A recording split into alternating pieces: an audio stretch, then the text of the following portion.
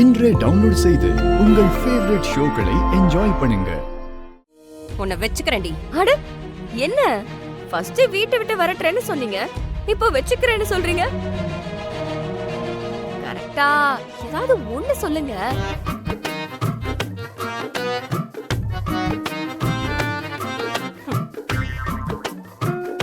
ஏ வெள்ளை கொழுக்கட்டை, கொஞ்சம் நில்லு. என்னது வெள்ளை கொழுக்கட்டையா? ஆமா, நீ பாக்குறதுக்கு அப்படிதானே இருக்க. இங்க பாரு, அவங்களோட சேர்ந்து அருள எப்படியாவது நீ கல்யாணம் பண்ணிக்கலாங்கிற ஐடியால இருந்தனா அத இப்பவே விட்டுரு. ஏன்னா அதெல்லாம் பகல் கனவு, அப்படிலாம் ஒண்ணு நடக்கவே நடக்காது. தேவையில்லாம டைம் வேஸ்ட் பண்ணிட்டு இருக்காம இங்க இருந்து கிளம்பு. நான் உன் நல்லதுக்காக தான் சொல்றேன். ஃப்ரீ அட்வைஸ்க்கு ரொம்ப தேங்க்ஸ். எனக்கு எது நல்லதுன்னு எனக்கு தெரியும். இன்னைக்கு பாட்டி சொல்ற வரைக்கும் சின்ன மாமா கல்யாணத்தையே எதுவுமே சொல்லல. அப்போதான் சின்ன மாமா நடந்துக்கிறதுல ஏதோ எனக்கு தப்பா தெரிஞ்சது. ஆமா, அந்த விஷயத்துல எனக்கும் அப்படிதான் தோணுச்சு. நம்மளா யோசிச்சு எதுவும் பேசிட்டு இருக்க வேணாம். இந்த வீட்டோட முதுகெலும்பே அப்பாவும் சித்தப்பாவும் தான். அவங்களுக்குள்ள ஏதாவது பிரச்சனைனா நம்ம குடும்பமே ஒன்றும் இல்லாம போயிடும். அது எங்களுக்கும் தெரியும் கரிகாலா. அப்ப அதுக்கு என்ன பண்ணணுமோ அதை பாப்பணும். சரி, இப்போ என்ன செய்யணும் அத சொல்லு. அந்த சிட் ஃபண்ட்ல பணம் போட சொல்லி சித்தப்பா ஏன் அவங்களுக்காக பேசுறாரு, அதை பத்தி உங்களுக்கு ஏதாவது தெரியுமா? எனக்கு அதை பத்தி முழுசா எதுவும் தெரியாது மாமா. ஆனா 1 லட்சம் ரூபாய் கட்டினா மாசம் மாசம் 15,000 ரூபாய் திருப்பி கொடுப்பாங்களாம். அது போக குலுக்கல் முறையில டிவி அது இதுன்னு நிறைய கொடுப்பாங்களாம். நம்ம வீட்டுல வேலை செய்யறவங்க பேசிக்கிட்டாங்க.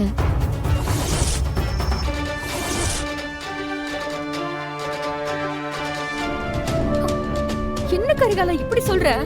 அப்போ இவனுங்களும் ஏமாத்துற ஆளுங்க தானா? அவங்க யார் என்னன்னு முதல்ல விசாரிக்கணும். அதை எப்படி மாமா விசாரிக்க முடியும்? விசாரிக்கலாம், அதுக்கு என்கிட்ட ஒரு வழி இருக்கு.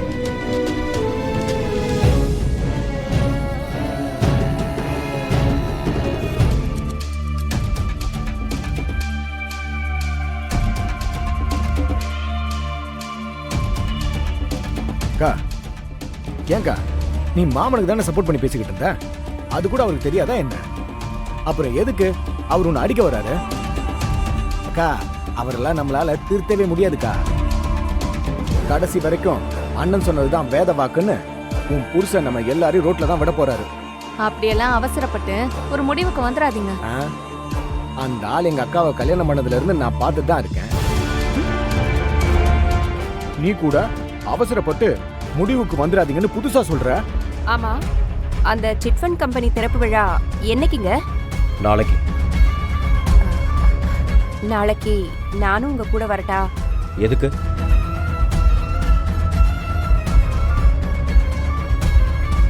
இல்ல, அந்த சிட் ஃபண்ட் கம்பெனிய நீங்க தான் முன்ன நின்னு எல்லாம் செஞ்சு வைக்க போறதா நம்ம வீட்ல வேலை செய்யறவங்களாம் பேசிக்கிட்டாங்க. அதான் அத பார்க்க வரலான்னு ஆசையா இருக்கு.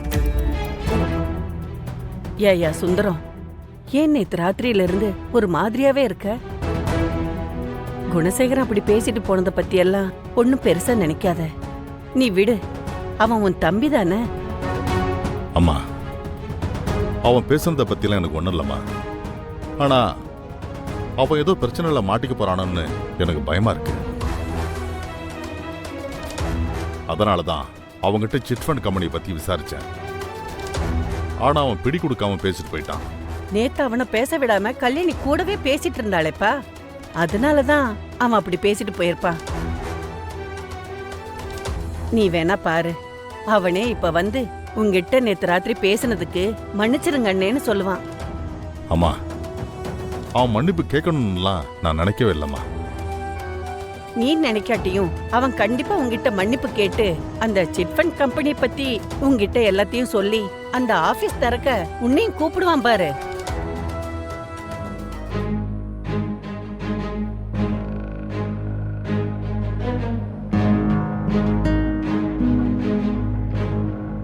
குணசேகரா, நில்லு. என்ன நினைச்சிட்டு இருக்க உன் மனசுல? இந்த ஊர்ல எது நடந்தாலும் உங்க உங்க அண்ணன் கிட்ட சொல்லாமலோ உன் அண்ணனை கூப்பிடாமையோ யாரும் எந்த விஷயத்தையும் செய்ய மாட்டாங்க.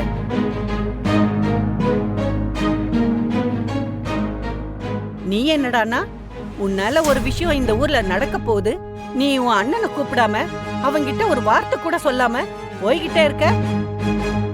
அம்மா, அண்ணனை இந்த விஷயத்துல தலையிட வேண்டாம்னு சொல்லிட்டேன்ல, அப்புறம் அண்ணனை எப்படிம்மா கூட்டிட்டு போக முடியும்? அதனாலதான் சொல்லாம போறேன்.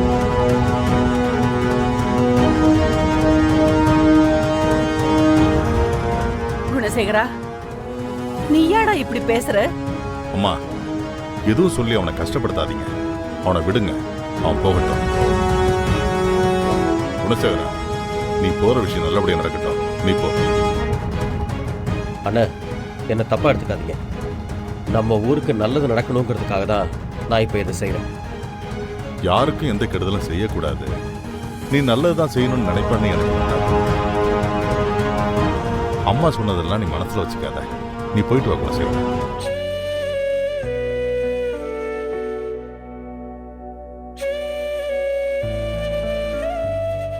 என்னப்பா இவன்?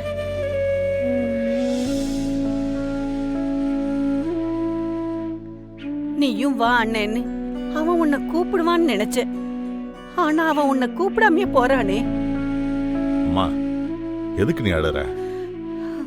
அவன் ஏதோ தனியா பண்ணணும்னு நினைக்கிறான், பண்ணட்டும். என் தம்பிக்கு ஊர்ல நல்ல பேர் கிடைச்சா அது எனக்கு சந்தோஷம் தானே. என்ன, என்கிட்ட கேட்டிருந்தா நானே பண்ண சொல்லியிருப்பேன். என்கிட்ட சொல்லாம பண்றான். பரவாயில்லம்மா, அவன் நல்லா இருந்தா அதுவே எனக்கு போதும். கரிகாலா, குணசேகரன் என்ன கூப்பிடலன்னாலும் பரவாயில்ல, ஆனா அந்த சிட்ஃபண்ட் கம்பெனி திறப்பு விழாவுக்கு நீ போகணும். நான் எப்படிப்பா? இல்ல கரிகாலா, அவ ஏதோ பிரச்சனைல மாட்டிக்க போறானான்னு என் உள் மனசுல தோணிக்கிட்டே இருக்கு. எனக்கும் அப்படிதான்ப்பா தோணுது. என்னங்க ரெண்டு பேரும் ஒரே மாதிரி சொல்றீங்க? அம்மா, 3 வருஷத்துக்கு முன்னாடி நம்ம பக்கத்து ஊர்ல இதே மாதிரி ஒரு சிட்ஃபண்ட் கம்பெனி ஆரம்பிச்சு அந்த ஊர் ஆளுங்களை ஏமாத்த பார்த்தாங்கம்மா. அவங்கள நான் தான் போலீஸ்ல புடிச்சு கொடுத்தேன்.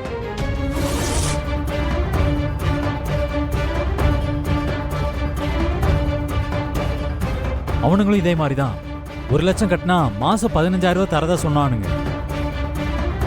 என்ன கரிகாலா சொல்ற? எந்த தொழில் செஞ்சாலும் 1 லட்சத்துக்கு மாசம் 15,000 கொடுக்கவே முடியாத. அதனால தான்ப்பா இந்த சிட்ஃபண்ட் கம்பெனிக்காரங்க மேலேயும் சந்தேகமா இருக்கு. அப்போ ஒருவேளை அதே ஆளுங்க தான் இங்கேயும் சிட்ஃபண்ட் கம்பெனி ஆரம்பிச்சிருப்பாங்களோ? ஆஹா, அவனுங்களை நான் தான் போலீஸ்ல புடிச்சு கொடுத்தேன். அவனுங்க அதுக்குள்ள வெளியே வர வாய்ப்பே இல்லை. ஆனா எனக்கு என்னமோ கொஞ்சம் குழப்பமா தான்ப்பா இருக்கு.